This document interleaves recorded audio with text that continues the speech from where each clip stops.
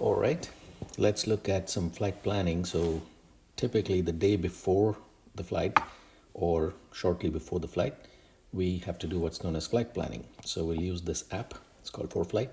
So, here is the map of the United States, and the blue dot is where we are at. The GPS has picked it up, and this dotted line around is the state of Alabama. And tomorrow, I'm making a trip to a town called Canton in Georgia, which is a state next to it. And how do we go about doing that? Well, first of all, we need to know the airport codes. And I do know that the airport that I'm going to fly out of is called Bessemer Airport. The code is KEKY. And the airport I'm going to is KCNI.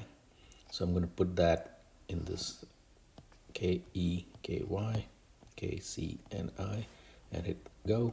So here's the path of the flight from the two cities, from Birmingham to Canton, Georgia. Now, it's not as simple as this. So we'll now switch this map background to an aviation map, which would be this one. So this map quickly, just briefly, it shows all the different airports, the airspaces and routes and all that. So now along this path, I'm going to check and see if there's any restriction. Oh, I see something here. Let me zoom in. Aha. So if you look at this, it says, for reasons of national security, pilots are requested to avoid flight at and below 5,000 AGL at the above ground level in this area. So which area is that? Typically, it's these hash lines, and I cannot fly through that. Well, but that happens to be my path. What do? So I deviate. So the way I'm going to do that is I'm going to clear these annotations, and I'm going to drag this and drop it just for reference a nearby airport. I don't have to go to that airport, but just I'm going to fly over it. So that's A and B. That's Anniston Regional. So now I have the map. So then again, I look along the path. There's no restrictions. I'm not going into any class airspaces. For example, this big blue circle, this one here, this is called the Atlanta Class B, and here is Atlanta Airport, which is a big airport, and we don't want to cross that. That's about 30 miles out, but we're going to stay clear out of it. So we're good, and this is our basic flight path. Well, there's a few more things we need to look at. For example, we need to figure out at what height are we going to go, what altitude. So this will give the different tailwinds or headwinds. It looks like we're all getting tailwinds here, so I'm going to pick 7,500, which is already picked for me. And this is my route. And then this is my navigation log. It tells me that from KKY to K and B, it's going to take about 56 nautical miles. It'll burn so much gas, and it's 24 minutes and all that good stuff. So then I look at my profile page. So at 7,500, I'm not going to hit any towers or anything. So you can see all the different cell phone towers and things pointing out here. So I'm good on that. And that would be the flight planning. And I can put a lot of other documents and everything else as I need, but for now, this would be the way. Now, when I get closer to this airport, so here is the Cherokee County Airport in Canton. It has two runways, runway 5 and runway 23. How do I know which runway to land? Well, that depends on the wind tomorrow when you go. So I'll go back to my flight plan screen, go to my edit and procedure, and I'll say traffic pattern coming into that. So here's my two options, runway 5 and runway 23. So let's say the wind is going to support runway 23. So I pick that, and there's two ways to get there. So I'll just say cross midfield direct, and then I'll add it to the route. So here we go. Now what it's done is it's given me the exact route on how I'm going to enter. So I come up to this point, I turn right, go over the airport, and make a big square pattern into the landing. So now we have the entire flight path here. Now tomorrow when I get into the plane, I can transfer this plan to the GPS on the plane and go from there. So this is just the flight planning portion of it. And I can look at it in the zoomed out in the portion and see where it's going.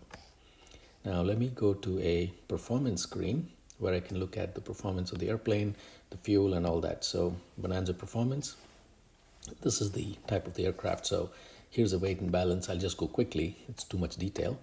Basically, it talks about what's the weight of the pilot and if there's a passenger and how much baggage in which seat they're going to sit. And it tells you at full fuel if you're inside this square box or not. It tells you your center of gravity is it too forward or too back. and it gives you that information. So as long as you're inside the box, you're good.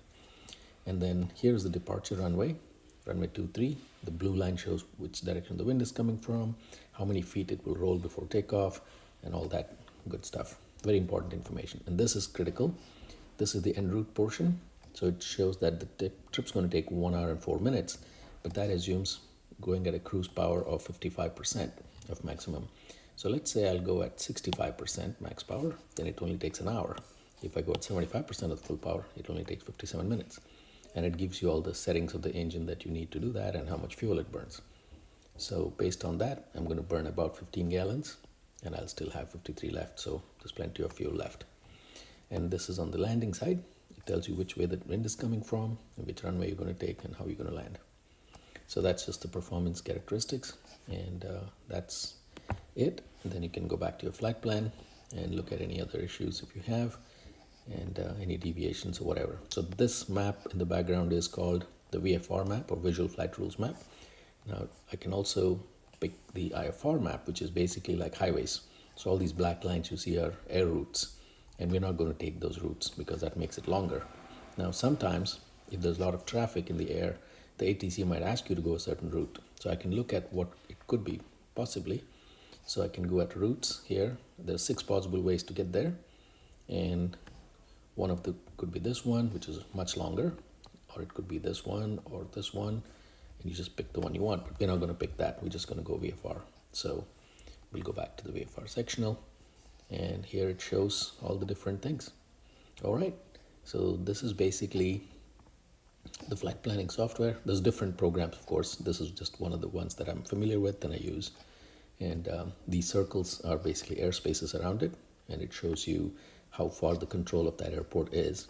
For example, here, if I go north of my airport to Birmingham, this is Birmingham, it says from 4600 to surface is Class D airspace around the airport. And there are some tall towers here I have to be careful about. And it also gives you frequencies to call. So if I need to call the control tower, it'll be 119.9.